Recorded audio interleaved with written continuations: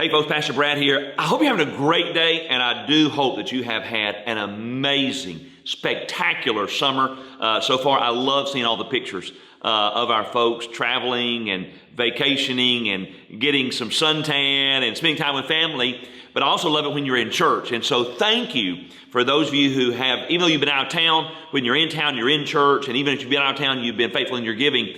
And so, but I hope you're having a great summer. So far, last night, Wednesday night, we had a great time as Bradford Russ, my pastor's intern this summer, continued in his series on the I am statements of Jesus. It was wonderful just to be able to stay back in the back there and listen to him do a great job talking about how Jesus is the door. So we love our interns and the great job that they've done this summer, leading out in worship, ministering really across the campuses and across the different age groups with our summer camps, all those sorts of things. So very thankful for our interns. I'll come back to that in just a second. But you're going to be in your spot this coming Sunday morning. It's going to be a great day at Abilene.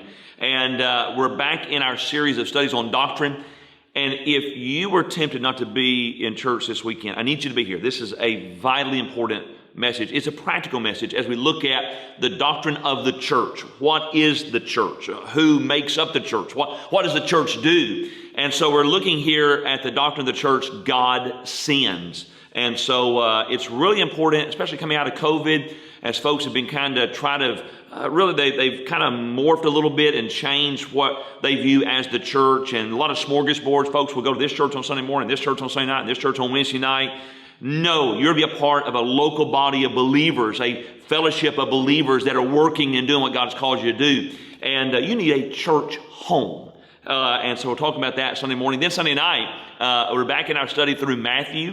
And by my calculations, we're getting really close to 100 sermons in Matthew. We're in Matthew 21, 33 through 46, looking at the parable of the wicked vine dressers. That's what the New King James calls it. It's an interesting little story that kind of follows the previous parable. And so it's going to be a really neat study as we look at Jesus just talking about really very plainly who he is and what he came to do. And so you're going to want to be here Sunday night for that. And then also don't forget, July is our Deacon Nomination Month.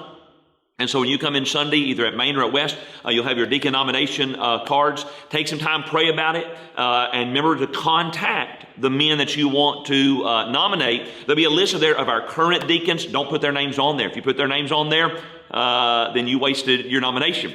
And so, but pray about that, and then make sure you turn those in this month. There usually is an online way to do that as well. I think you can go to myabilene.org and nominate deacons for the next 3 years as well. And so make sure you're aware of that. Also, on the 18th that night, we're having a reception for Terry Doss, who just finished up many years, over 13 years, as executive pastor on staff here at Abilene. So you're going to want to be here that night. That's July the 18th. And then one last thing, mention the interns, the great job that they're doing. And every summer we receive a love offering for these students. They come here for just a little stipend. We find them a place to live, free room and board kind of a thing. And then we try to send them back to school with some money in their pockets. And so we need you to be very generous. These kids have done a great job this summer. And so now, basically through the end of the month, we'll be receiving a love offering for these interns. They'll be divided up equally among them. And so let's be very generous and show our love and our appreciation for these young men and women who've done a phenomenal job this summer. So, been a great summer. God's been really, really blessing us. Last Sunday, on 4th of July Sunday, the biggest travel day of the year, over 1,100 on campus in worship. And so excited about what God's going to be doing over the next couple of weeks. If you're new to Abilene, get connected, plug in, find a Sunday school class, continue to be faithful in your giving. Thank you for those of you who give over and above to the Pastor's Fund. That enabled, I'll talk about this some more Sunday morning, it enabled us this week to be a blessing to a family who had a real need, has a real need. And we could not do that. And so be faithful in your giving, be generous. And again, if you need to give online, myabilene.org, you can go right there and give to the general fund budget, to the Pastor's Fund. And so thank you for that. It's going to be a great day at Abilene. Hope you have a great weekend. And I look forward to seeing you and your family bright and early this coming Sunday morning at Abilene Baptist Church. And I'll see you then.